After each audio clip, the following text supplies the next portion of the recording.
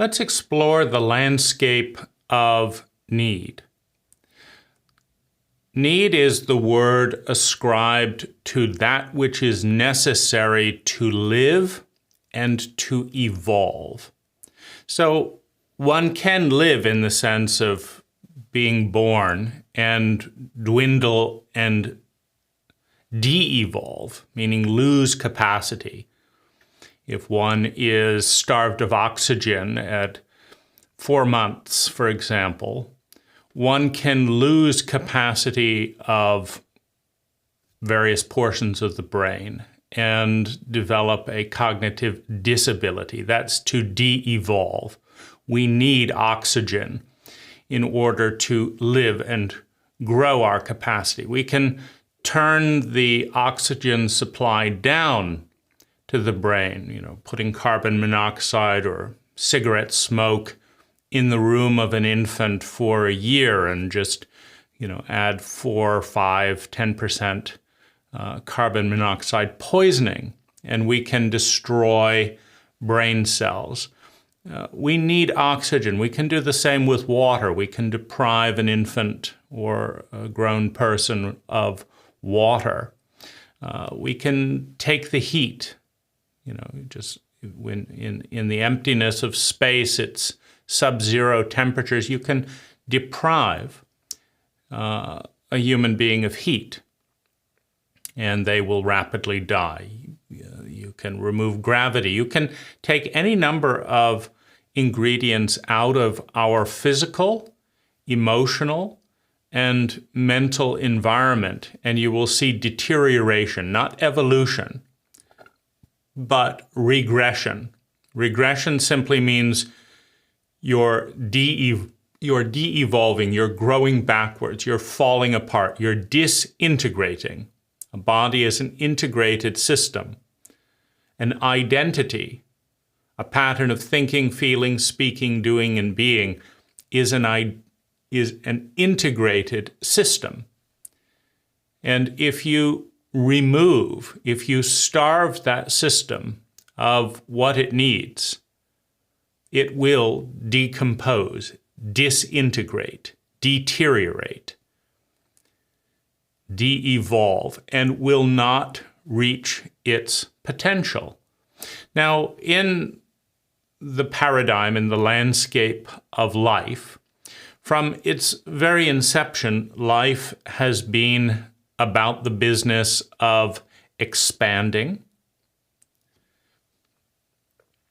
differentiating, creating more and more unique patterns of life, synergizing, combining those patterns to create new possibilities that would not exist if those distinct patterns of energy were separate. Synergizing, then dividing again, then combining and synergizing in new ways, in an evolutionary process that facilitates the diversity, the size, meaning greater diversity, bigger size, greater complexity, greater possibility. That's what life is about. From the moment in our current mythology in which life was the size of a pea and came into being for no reason that a materialist can know or understand. We can just say that life came into being, and then it got bigger, and it got bigger still, and it divided into subcomponents. And those subcomponents related in new ways and created new subcomponents or offspring or children. And that this process has been going on for tens of billions of years, and in the process has given birth to the known universe and the unknown universe, meaning we cannot see to the edge of the universe, which means that most of what's out there, most of what life has been doing over the last 20 or 30 billion years, is unknown to us. We can't see what it's up to, but if we look at the microcosm, if we look at this small bit, we can see that life is still getting bigger. The universe is still expanding. It's still differentiating, making one part into two parts, then figuring out what happens when those two parts come together. And some of the most effective cuts in that division and then reunification, that is the essence of life's protocol, is the cut into masculine and feminine, male and female, and the synergy of offspring that grows further, that has a bigger possibility field.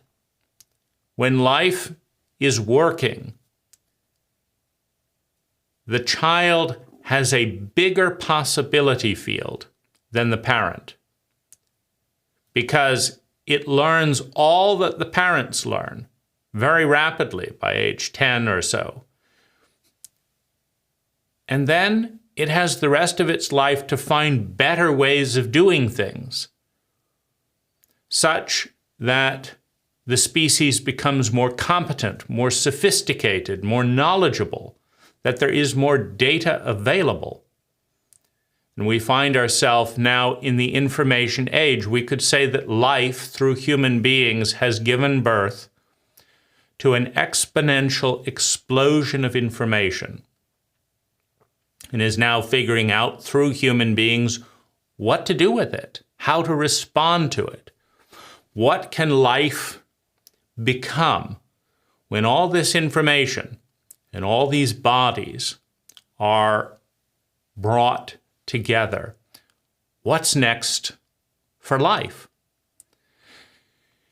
And if the past is any guide, a lot, all of it, meaning there's going to be people that try to destroy information and see what that's about. There's going to be people who create more information. There's going to be people who distort information.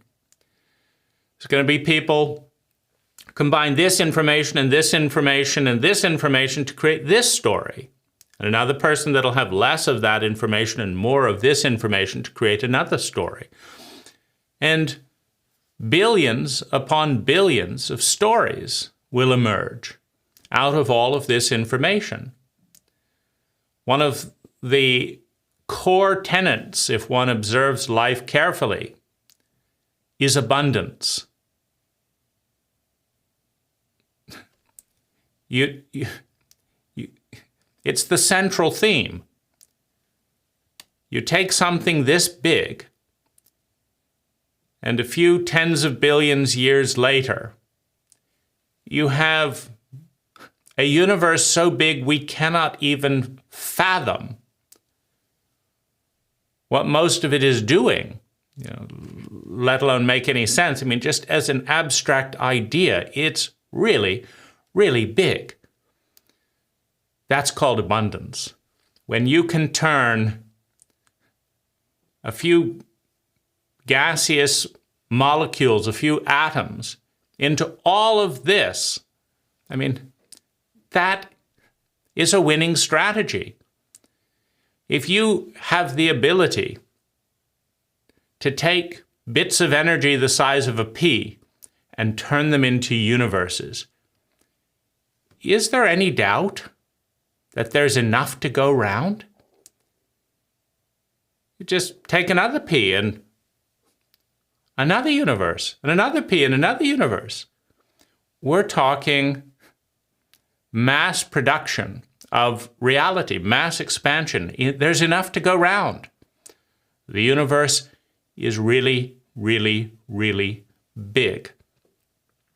Now, we're looking at the universe, we're looking at reality through the lens of our cult, meaning every cult in human history has had a language.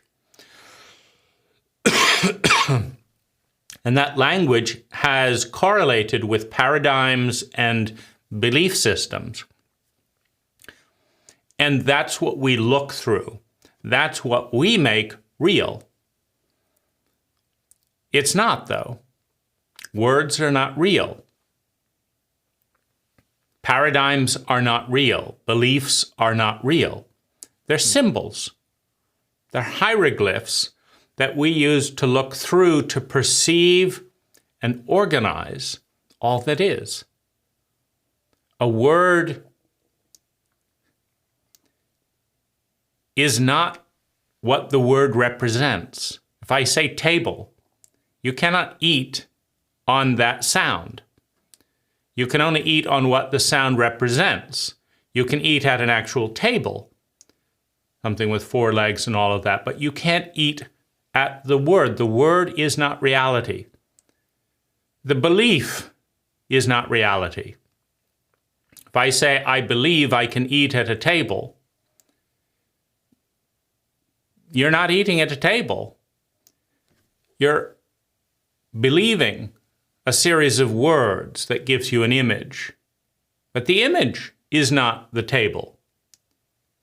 And the paradigm that civilized people eat at tables, we just made that up. Other cults say that civilized people sit cross-legged on the floor. You know, this is made up.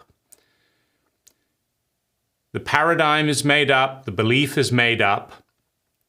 The word is made up. The image that we conjecture, the thoughts that we invent out of the words, they're not a table. They're not food. They are a map. They are a way of consciously navigating through relevant images, meaning every human body needs to eat.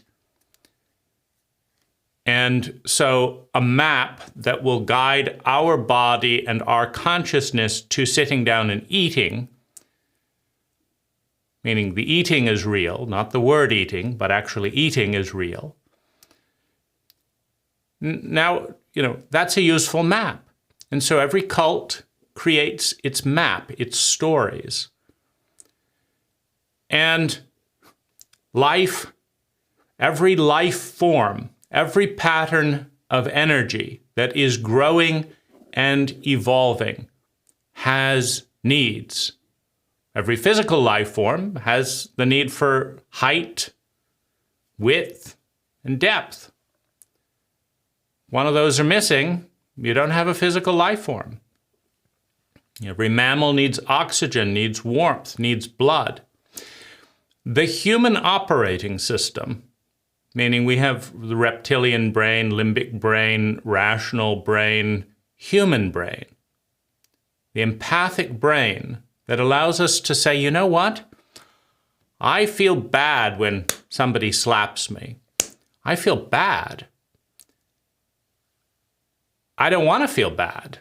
The human brain does not want to feel bad. It wants to feel good. I don't want to feel bad. And this makes me feel bad. I want to feel good. And this makes me feel good. That is a need for the empathic brain, for the empathic operating system. And the empathic operating system, through imagination, images, through words,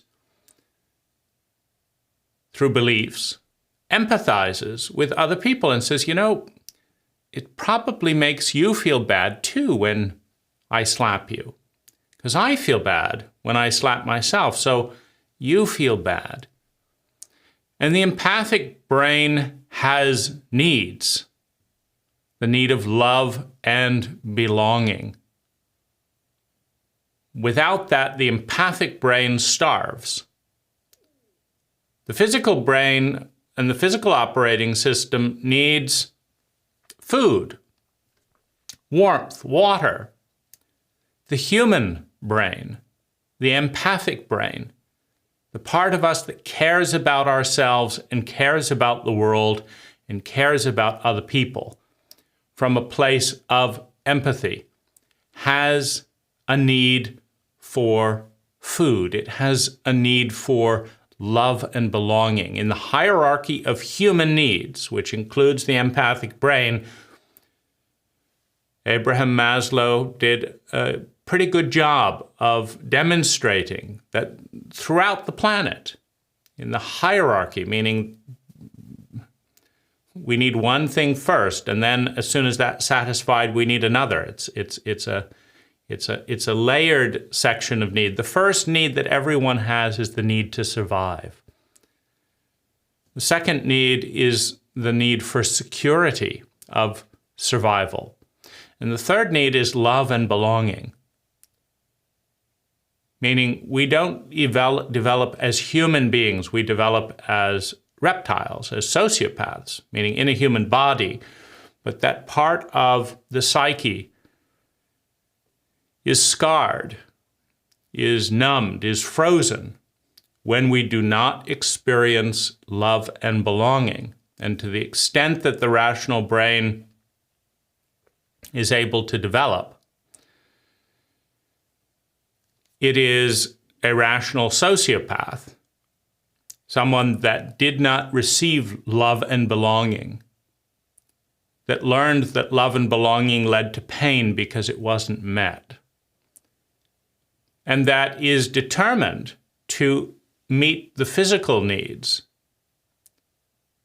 of survival and security in larger and larger quantities through reptilian behavior, through sociopathic behavior, fight, flight, and freeze, as well as please for a strategic politician, for a reptilian politician who is manipulating people in order to facilitate more security for themselves at the expense of other people,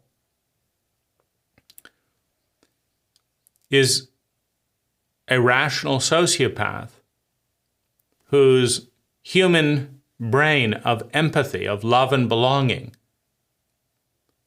was not fed enough food to trust in the empathy of others.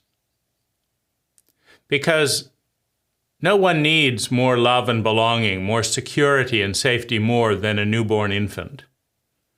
And if a newborn infant is treated with contempt, treated with rage, treated with hostility, if a newborn infant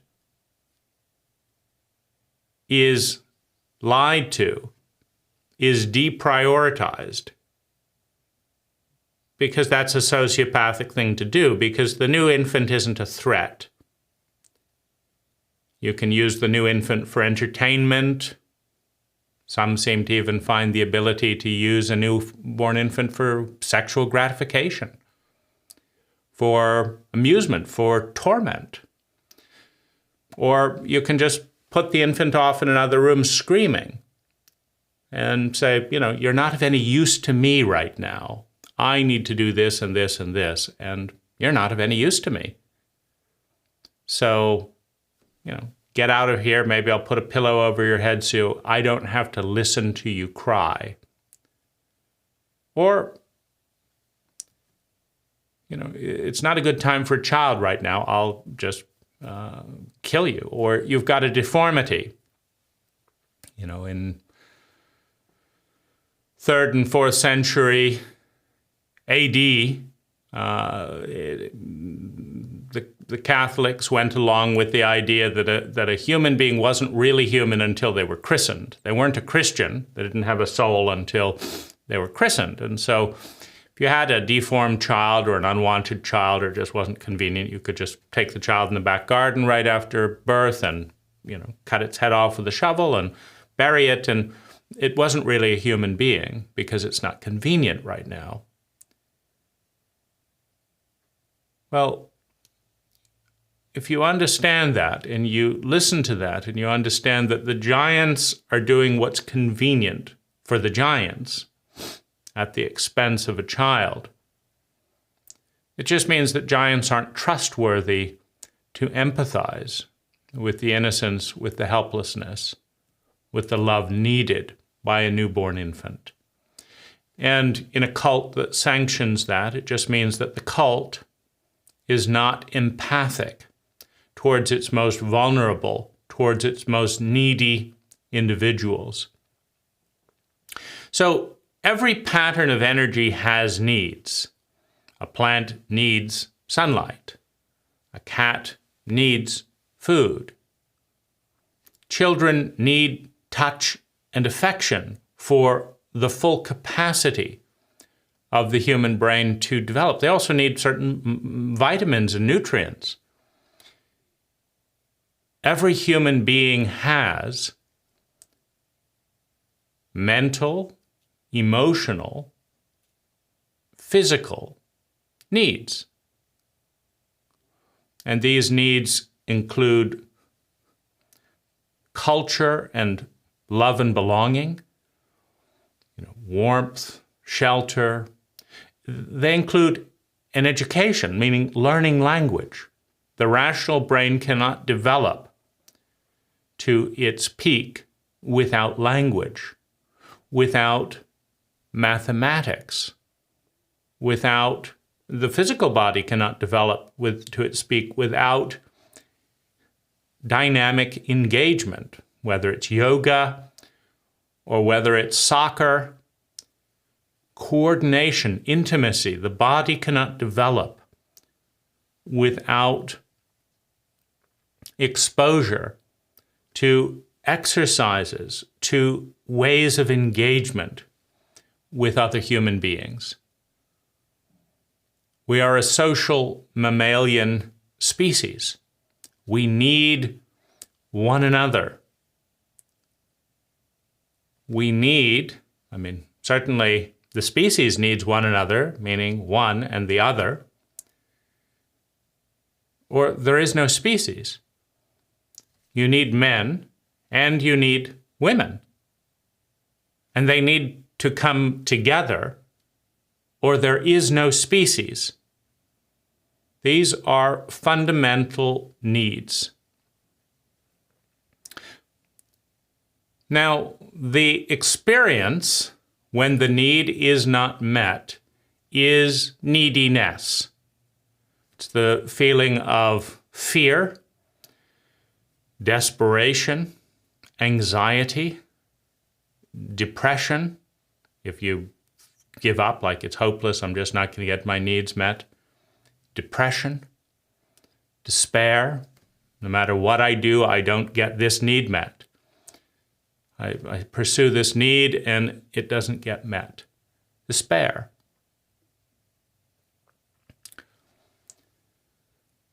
We have needs. Every human being has them. And the feeling, physiologically, mentally, meaning obsession, is a mental expression of need. Anxiety, desperation is an emotional expression of need. Physical compulsion is a physical expression of need. The eyes are drifting towards the food, hungrily, needing nourishment.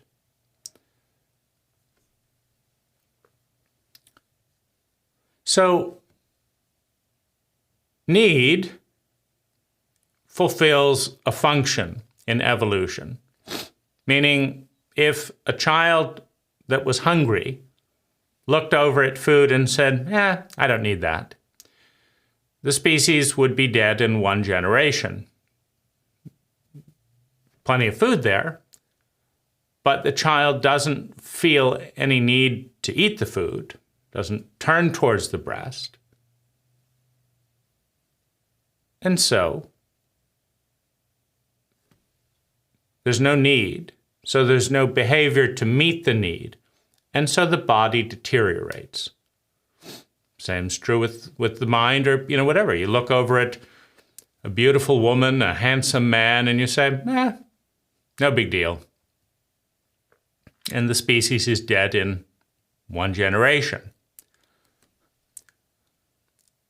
The purpose of need is to cue behavior, to inject energy in a form that allows life to evolve.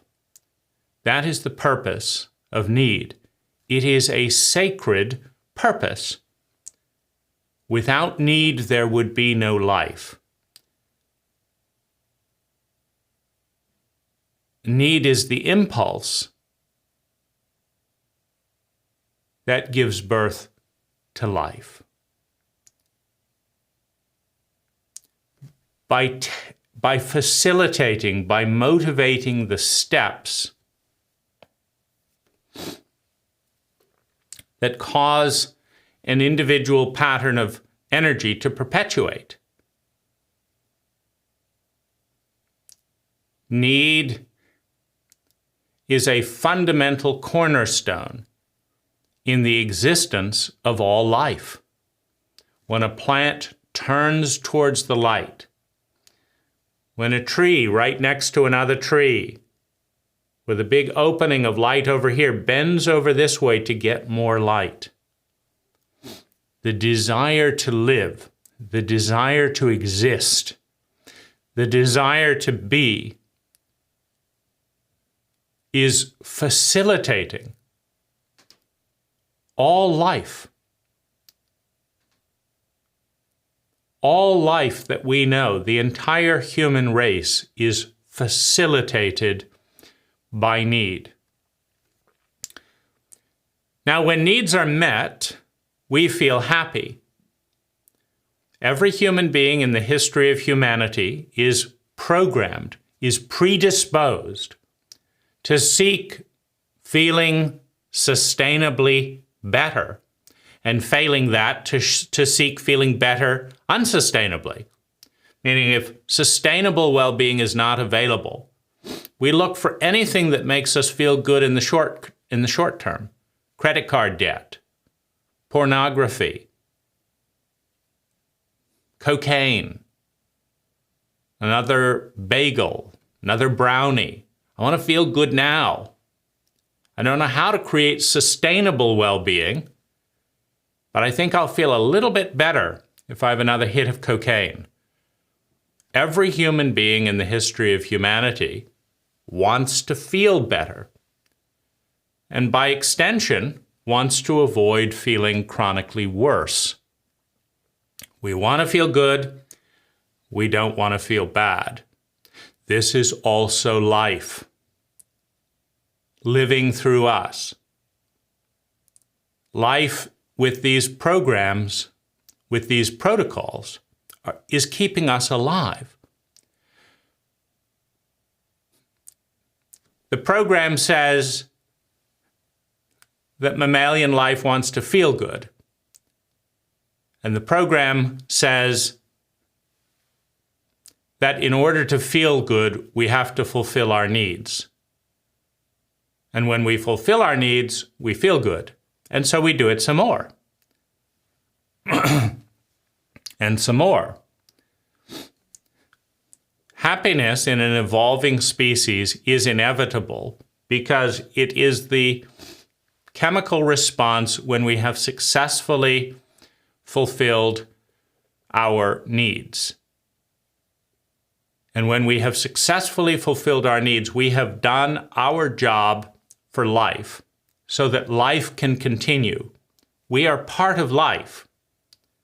Life is not a part of us, meaning we're the center of the universe and life is one of our little parts that, we have a finger of life, right? No, we are a very, very small part of life's program to realize a greater and greater possibility field. And within that, a greater and greater probability field. And within that, a greater and greater actuality. Meaning, as we have covered already, the physics, the physicality, the dimensionality of life is trillions upon trillions upon trillions upon trillions of times bigger than the size of a pea that it began. And we are a part of that. Our needs are part of life. They are the mechanism by which life has grown as big as it has and is continuing to develop through us. Now, in contrast to happiness, the feeling we feel when our needs are fulfilled, our need to survive, secure, a sense of love and belonging, sense of self-esteem, already we're feeling really happy.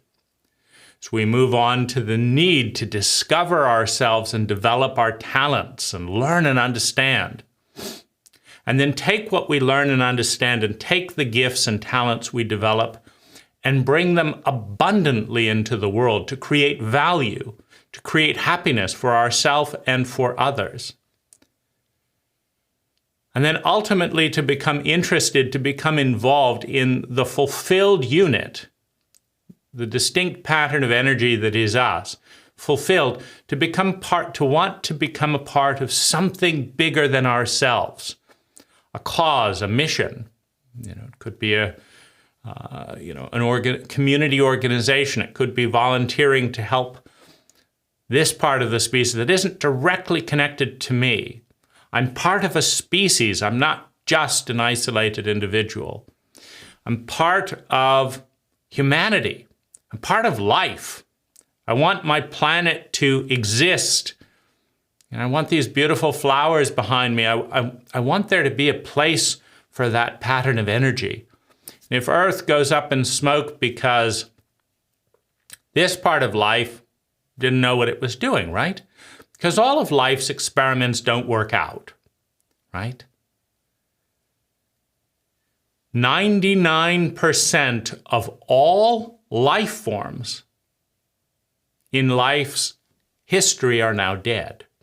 If you just take the microcosm of Earth and you look at all of the different species that have ever been alive on the planet, 99% of those are now dead. All the plants, all the minerals, all the lichens and mushrooms and dinosaurs and this type of bird and that type of bird, 95% of them no longer exist today. This iris, there's a 99% chance that it will not exist in 1 trillion years if Earth's evolution continues as it has been doing. So our survival in our current form will inevitably cease to exist. The question is, can we evolve? Can we develop into something transcendent, something better, more intelligent than what is here? Or do we die? Do we cease to exist in the meeting of something more intelligent? Right? Because life is about the business of becoming more and more intelligent, more and more complex, creating a bigger and bigger possibility field. And so one of two things has to happen to all of human energy on the planet today. It either dies out and is ultimately replaced by something grander, something more complex. You see, life's got a lot of time. We think, a year is a really long time. Life's only been at life, the business of life, for a few tens of billions of years. Everything that we know, and most of what is that we do not know, is just a few tens of billions years old. What do you think life will be up to in 1 trillion years? Do you think life will be satisfied with the mediocrity of party politics, racism? That's so boring compared to transcendent grace or telepathy, or imagining something with the technology to realize it as it is imagined, with the technology to create universes from something less than the size of a pea. That's interesting. That's more complex. That's more sophisticated. Life has never gotten smaller since its inception. It's getting bigger every moment. It's getting more complex every moment. But individual parts of life have died off, have deteriorated. The species of humanity gets more and more complex each year. But plenty of individual human beings have been abused, have regressed, have gotten smaller, have become mentally disabled through traumatic events in the womb, out of the womb. Plenty of individuals no longer exist. More than 200 million people have been slaughtered in human genocide in the last 100 years.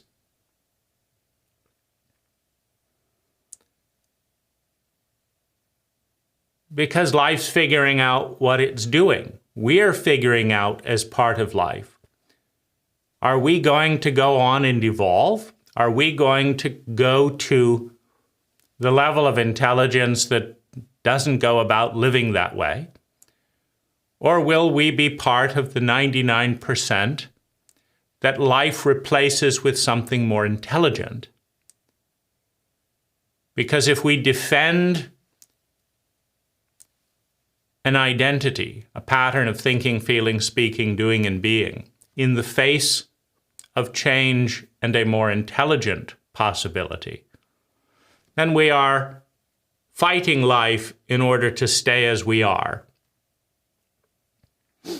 You see, and in the entire possibility of all that life is, some patterns of energy embrace life, don't fight, and will grow. And when a superior pattern of energy, meaning it's more efficient, it's more intelligent, it has a bigger possibility field, it's more successful, encounters a life form that blocks change, it's ultimately going to die out.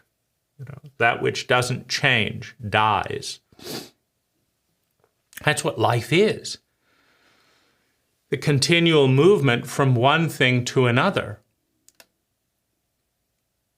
That's life's protocol. And life is not egotistical. Life doesn't care if human beings get wrapped up into a great burrito that becomes a whole new form of life.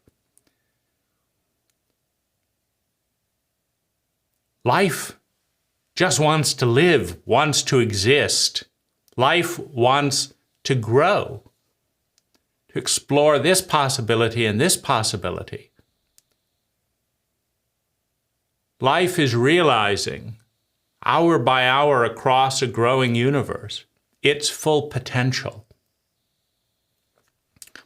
But within the framework, within the cult framework of our ego, we get to decide, within the cult framework of our culture, we get to decide to participate in life, or to destroy it, to block it, to obscure the protocols that are so successful, the protocols that are the most proven protocols for abundance and success that we can possibly imagine. No cult in human history has ever taken a piece of energy this big and created a universe that is just in its infancy. The universe is not running out of time.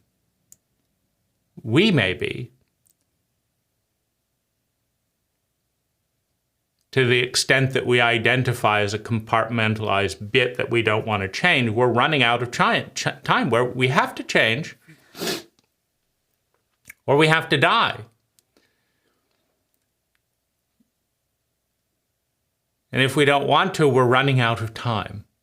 But if we want to change, if we want to transcend, we've got all the time that we can possibly imagine, because there is no end to the universe in sight. The universe has another trillion years, and 24 billion years is a piece of sand on a vast beach at the edge of an ocean so big we can't even imagine. That's where we are in the scope of life. And needs and the happiness we feel as we fulfill that need are taking us in that direction. Neediness is the counterpoint of happiness. Happiness is saying, good job, you are following the program that life gave you to become all that you can be. Good job, you're becoming happier. Needy is saying, you haven't fulfilled that. Meaning you need more love and belonging. You need more mental stimulation. You need more thoughts of this nature and this nature. You need to do these things and not do these things. You need to do these things, and then you can be happier. Neediness is saying there's a failure. Now, for there to be a failure within the individual, there must be a failure within the cult. Meaning every cult is an identity. It's a pattern of thinking, feeling, speaking, doing, and being. And no cult is perfect, because a cult is a system. It's a system. It's an identity. It is a system. It is a pattern. Thinking, feeling, speaking, doing, and being. And there are no perfect systems. Every system that is refracted through language, in other words, that dumbs down the totality of all that is into what can be grasped within one human brain, that's a system. It's a heuristic representation of a complexity that is vastly bigger than we can understand. That's why we create the dumbed down version of language. We say hand, that's a hand. That's a dumbed down version of a system that is too big for us to comprehend. There are more than 1 trillion neutrinos moving faster than we can than thought. How can you understand something that's moving faster than thought? So, if a hand is so complex and so fast that we cannot perceive it directly, we must dumb it down into the symbol of language and just hand, and it's a very simple symbol, right? We just say hand is that thing connected to that thing, which has these 5 things. I can figure that out. That's pretty simple. But you can't perceive a hand. You cannot even perceive a fingernail. You cannot even perceive directly without language 1/10 of one fingernail. The atomic structure is too vast. The measuring and observing devices are too slow to see and experience a finger directly. So I call it a fingernail, but even the time it took me to say fingernail is 1,000,000 times too slow to catch up with the movements of the energy in pattern that is the fingernail that we're trying to point towards with those words. We're too slow, we're too simple, we're too small. We're too out of touch to grasp what's going on in reality. We can only grasp what's going on in our cult, because our cult is built with paradigms and beliefs and languages. And if everyone is slow and small and using the same symbols, however inaccurately, well, then you can grasp that. But that is a very, very dumbed down version of life. To be able to try and make sense of what's going on in this cult and that cult and what someone's thinking, which is just the patterns that they're using to relate to life. Whatever they're thinking isn't real either. It's not life. It's the patterns that they're using to get some little sense of life. Well,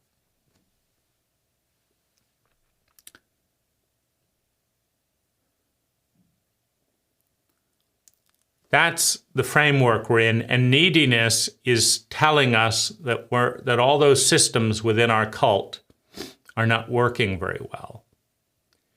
Meaning a human being needs heat, needs food, needs water, whether or not the human cult provides it. And an individual is a molecule within the system of the cult. And the cult is a synergy of its people. They're one and the same in many ways. There are healthy parts of a cult. There are healthy parts of an individual identity. There are destructive parts of a cult. There are destructive parts of the individual. There are parts of the cult that are creating more and more need and that are not responding to that need. And so rather than creating happiness, they are creating neediness. Dysfunctional cults create need, create suffering, create misery, and they consume cult energy to do so. They force taxes, they force energy, they say you have to do this or you'll get a speeding ticket or do this and this. They force a form. But that form sometimes meets needs that leads to happiness and sometimes causes suffering that leads to neediness. And neediness is the bell that the system isn't working. When I need something that I can't get, there's a sensation of neediness. And that is the clue. That is the clue that the cult is misconfigured, that the map is drawn poorly. Because what happens when a map is drawn poorly? And hopefully we've established that we're not dealing with reality, we're dealing with our map of reality. So if we're dealing with our map of reality and not with reality, there's no problem with reality. But if our map is wrong, if I'm sitting at 19 Hillbilly Street and the map is taking my friend to 19 Hawthorne Street, the map is wrong, meaning we're not experiencing love and belonging because he's gone to the wrong house. Because the map is wrong. I'm still where I am, but the map is not fulfilling the need. You're following the path outlined by the cult, outlined by the map, but it is not taking you where you want to go. And as a result, in the vast abundance of energy, meaning there is so much energy, there are so many patterns of energy in the universe that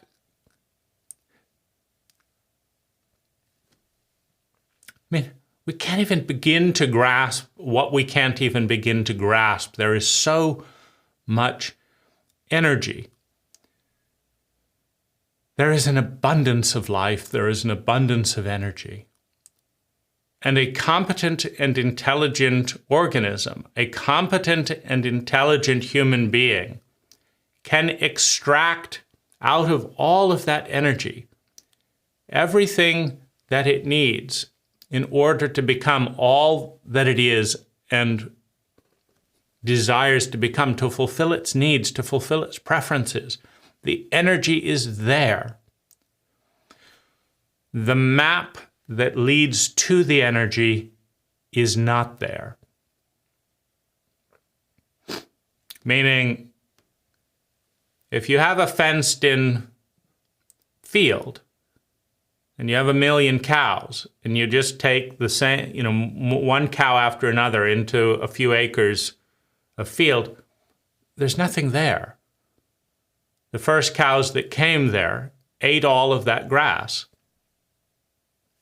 And you can keep bringing 1 million cows there, there's no more grass. Now, there's plenty of grass in the world. But if there isn't a map that leads to that grass that's all over the place, there's abundance of grass just dying, waiting to be eaten. The cow is going to go hungry. So we are living in a superabundant reality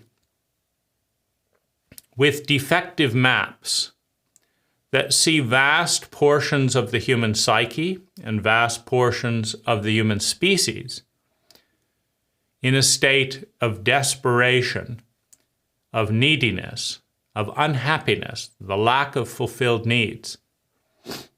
And we have cult dogmas, religious, scientific, governmental, legal. We have cult dogmas. I live in one of the wealthiest counties in the United States. And 95% of the land in this county, Marin County, 95% of the land does not have any human shelter on it. 95% of if you take all the square feet in the area and look at how many square feet are occupied by human shelter, 5%. Now, the Native American Indians that lived on the exact same land did not have a homeless problem. It is a greatly distorted series of maps coming together that has created a homeless problem. Meaning, despite there being lots of wood, lots of caves, lots of earth, and just tremendous abundance of resources, the maps that we are following create more and more homelessness every year. Is there a problem with reality, or is there a problem with our map of reality? Because a lot of it in this case is legal. I'd like to build this nice little tiny house. Well, that's illegal. The code says you have to build at least 1,200 square feet. But I don't have $650,000. That's the cheapest home in the area. I don't have $650,000. Okay, well then you have to be on the street because we've made tiny homes illegal. And we'll put you in jail if you try to house yourself. So even though there's 95% open land,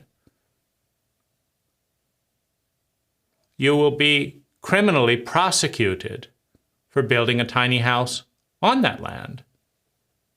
And so people just live on the street and then wonder, well, why isn't there enough housing, right? There is enough of reality. But why isn't there enough intelligence to redesign the maps that have obscured human beings from being able to meet their needs for shelter? That's an intelligence problem. The same level of stupidity that creates a problem is not the level of stupidity needed to get out of it, right? You need intelligence to stop creating that problem. So neediness is a bell. And what it's saying is you're diverging from life. Life is saying you'll feel happy if you meet this need and this need and this need, and you're diverging from life.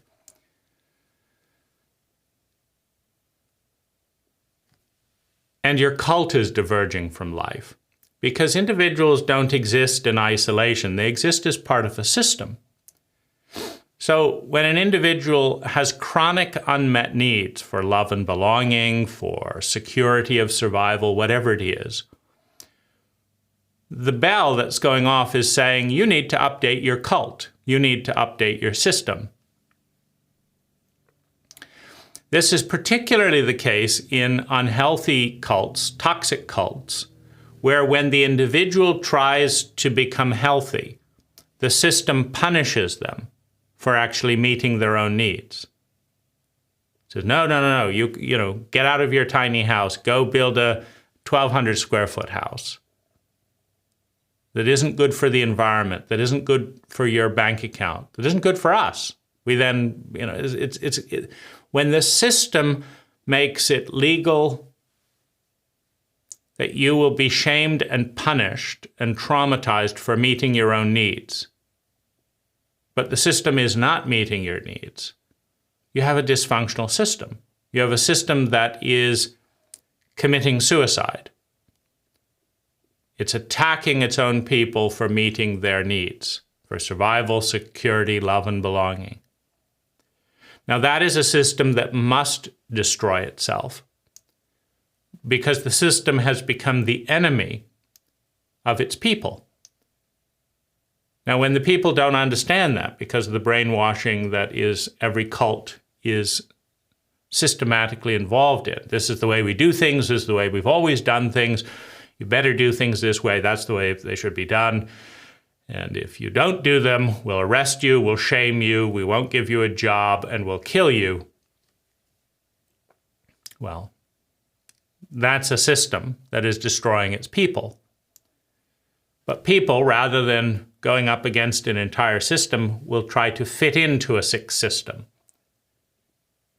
Well, that system must erupt in civil war to destroy itself because it is the enemy of its people. And only when being destroyed can people think about a new system, but only if they're intelligent, meaning the same stupidity that created the first system cannot create a better system from the first system after destroying the first system. So it's a real crisis of intelligence. Here's the summation, the most important part of this presentation and idea. Every system is faulty and inefficient to one degree or another. A terrific system is a system with only 3% waste. I mean, that's a terrific system. When 97% of what's being done is being done intelligently and efficiently for the right reasons, it's the right thing to do at the right time to do it, being done in the right way with, minimal mistakes. I mean, that is absolutely incredible. 90% of all human behavior is the wrong thing to do at the wrong time and being done highly inefficiently. And force is being required to push people into that system under penalty of death or imprisonment, etc., because they don't want to do it, because it doesn't feel good. But at the same time, there hasn't been an evolution, an inspiration that would take things to the next level. The response is neediness.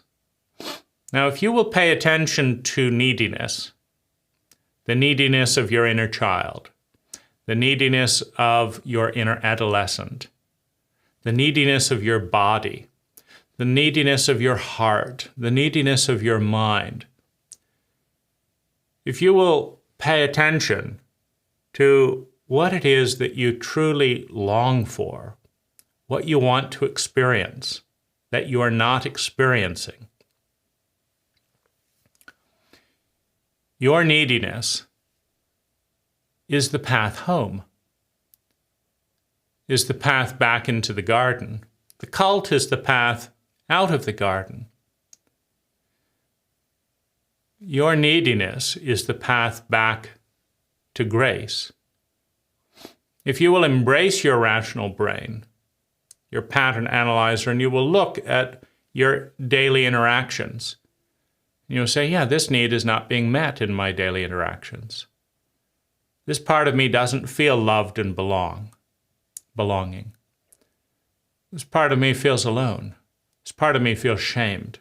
This part of me feels isolated.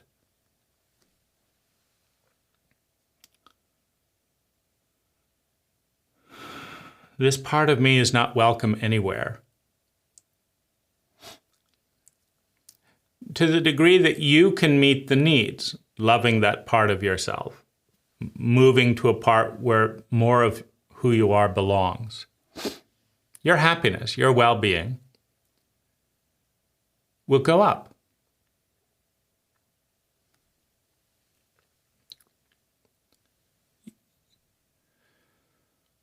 You will be participating in life. Now, if you take your neediness to your cult and say this need is not being met within this cult, one of two things will happen. In a healthy cult, there will be someone, some place in the cult where that wound is tended and the cult will evolve. Your neediness is the most important medicine for a dying cult. A dying cult is a cult that will not respond to the needs of its people, that will kill its people to maintain its own identity. A living cult evolves, responds to the needs of its people. And your need is the key. It is the cue. Your need is the clue that you need to follow to get back on track. Your need is the clue that your cult needs to know where it's asymmetrical. Because neediness shows up in asymmetry, and asymmetry is the inefficiency of the cult. So the most graceful shape is the sphere.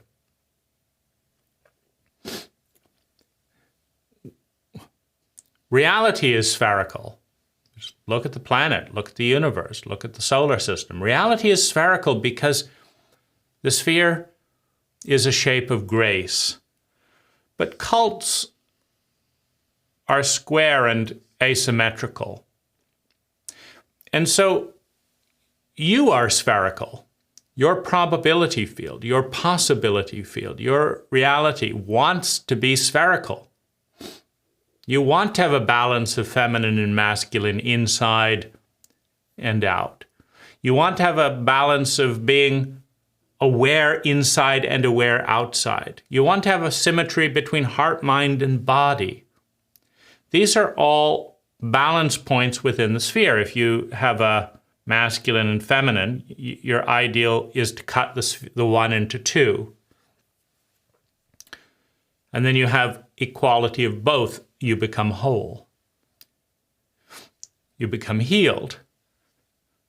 Now, a square asymmetrical cult will only, in a male chauvinistic cult, develop the masculine sides of men and women.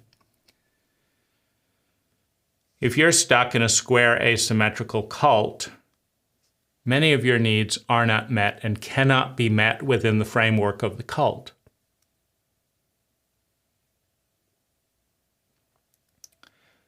You have to go outside the cult bounds, and you have to establish the circle within and without. And that's the crisis as a species, as an individual, as a cult, is will we follow our neediness to identify the unmet needs? And will we follow the unmet needs back to the system that isn't meeting them? And will we cast the needy out because it's damaging the status quo, because it's damaging the system? Will we blockade the needy one because it's damaging and threatening the status quo? Or will we evolve the asymmetrical box of our cult into the symmetrical box of a living and growing culture to serve life, to serve the pattern that has always worked, the pattern that gave birth to us,